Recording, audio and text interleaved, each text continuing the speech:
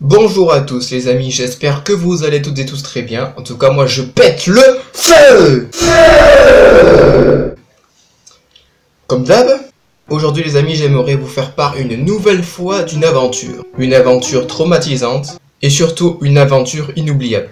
Lorsque je suis entré en classe de 6ème, j'étais dans un collège qui avait la particularité de proposer des activités pendant les vacances. Que ce soit des activités sportives comme la patinoire, l'acrobranche ou même le surf, ou d'autres types d'activités comme par exemple une sortie au cinéma.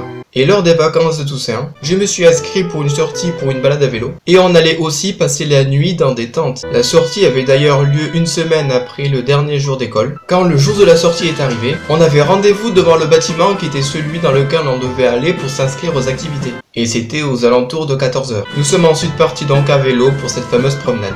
Le début de la balade s'est passé sans problème. Tout était calme, peut-être même trop calme.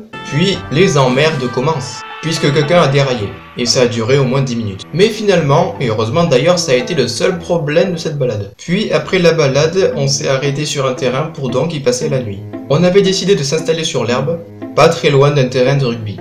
Mais ce qu'on n'a pas vérifié avant de s'installer, c'était de voir où étaient les toilettes. Et on a quand même fini par se rendre compte, quelques instants après avoir installé les tentes, qu'elles se situaient à environ 400 mètres. Alors bon, ça paraît pas énorme dit comme ça, mais il suffit d'avoir une envie pressante pour parcourir 400 mètres, et une deuxième fois pour revenir.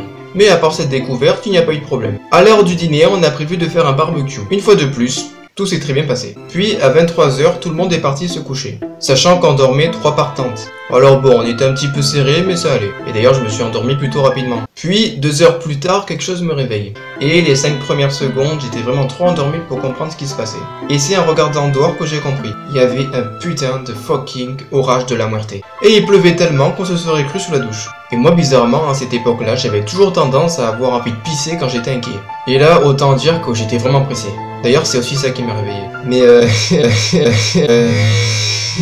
je vous rappelle que les toilettes étaient quand même à 400 mètres. Donc, pour récapituler, j'avais une folle envie de pisser, il y avait un orage super vénère, et les toilettes étaient à 400 mètres. Sans blague, on n'avait pas compris. Et en plus de ça, on était obligé de prévenir les accompagnateurs pour pouvoir aller aux toilettes. Alors je peux vous dire qu'avec ces 4 contraintes, j'étais pas très bien.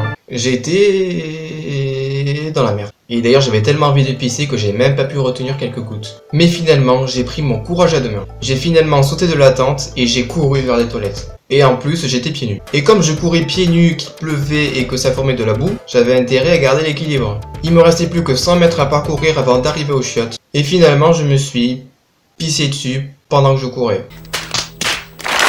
Dur. En fait, il aurait simplement suffi qu'on trouve un emplacement qui soit plus près des chiottes. Et finalement, une fois arrivé aux chiottes, j'avais plus envie de pisser. Et donc, la seule chose que j'ai trouvé à faire, c'était de mettre mon pyjama devant le sèche-main pour faire sécher tout ça. Et puis même si j'avais réussi, il y avait encore l'odeur. Mais bon, moi forcément, j'avais pas pensé à ça et j'ai quand même continué à essayer de le sécher. Et j'en ai aussi profité pour attendre un peu que la pluie se calme. Et ça a finalement été le cas au bout d'une demi-heure. Je suis donc reparti, en marchant cette fois vers la tente. J'y suis entré et je me suis endormi. Et le lendemain matin, croyez-le ou non, mais personne ne l'a remarqué. Et heureusement d'ailleurs. Puis, vers 11 h, nos parents sont venus nous chercher. Et croyez-le ou non. Putain, mais arrête avec cette expression, c'est casse-couille. Quelques jours plus tard, ma mère m'a avoué qu'elle a dormi dans la voiture, garée, à côté de l'emplacement dans lequel on dormait.